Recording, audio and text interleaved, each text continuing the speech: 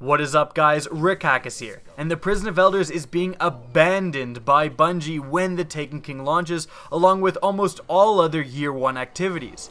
Now, for a lot of Year 1 activities, it does make sense. Bungie and Destiny need to move forward into Year 2, into the future. But the Prison of Elders is different. Now I'm going to talk about today how the Prison of Elders mechanics and the way it's designed actually make it the perfect candidate for Bungie to upgrade it into Year 2. Now, why is that? Why do I think the Prison of Elders is special in its mechanics and its layout so that it should be taken forward into Year 2 and other things like the old raids should not? Well, you can certainly make a very compelling case for why Bungie should, for example, update the Vault of Glass for Year 2, simply increase the enemy level and increase the level of the rewards you receive so it can be utilized in Year 2 content as well. An updated level 40 Vault of Glass would be a ton of fun.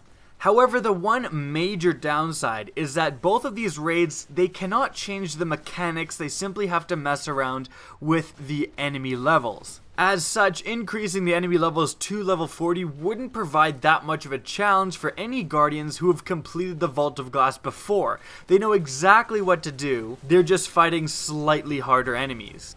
But the Prison of Elders is different. The Prison of Elders doesn't rely on the same mechanics over and over again.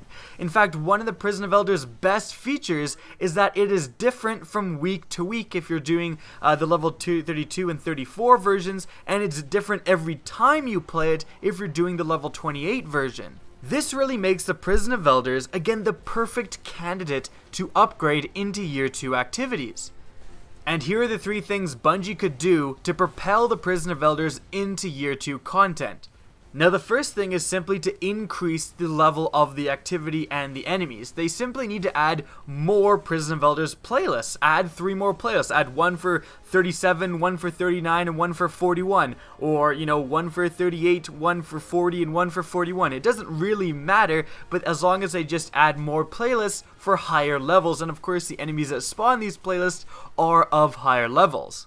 Secondly, they just need to differentiate the modifiers. Again, increasing the levels isn't necessarily as much of a challenge because your Guardian is increasing in levels too.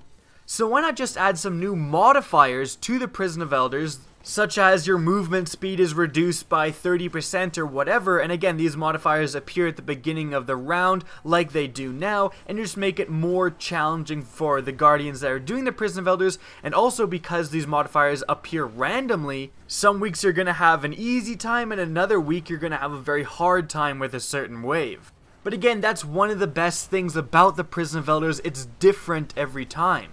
And finally, the third thing Bungie can do is simply change the enemy composition. Now, all of the enemies in the Prison of Elders simply spawn out preset doors during the round. Why not just change the enemy composition and change the timing? Like, for example, if you're doing level 40 Prison of Elders, maybe have more fallen captains spawn than usual. Maybe have them spawn from different doors than you're used to.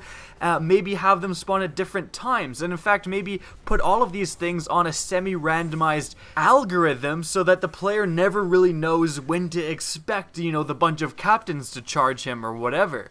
And I want to reiterate that the Prison of Elders, again, is the perfect candidate for moving forward because you can do all of these things. You can change enemy composition, you can change enemy spawn times. You can't really do these things with the Vault of Glass, for example, because it was designed for certain encounters and certain mechanics. Changing the enemy compositions in the Vault of Glass could be a dangerous thing because it could have great effects on the gameplay.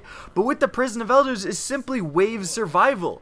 All Bungie needs to do is mess around with the enemy levels, where and when they spawn and how many enemies spawn at a certain time, and just change the modifiers a little bit. Those really aren't very complicated or challenging things to do.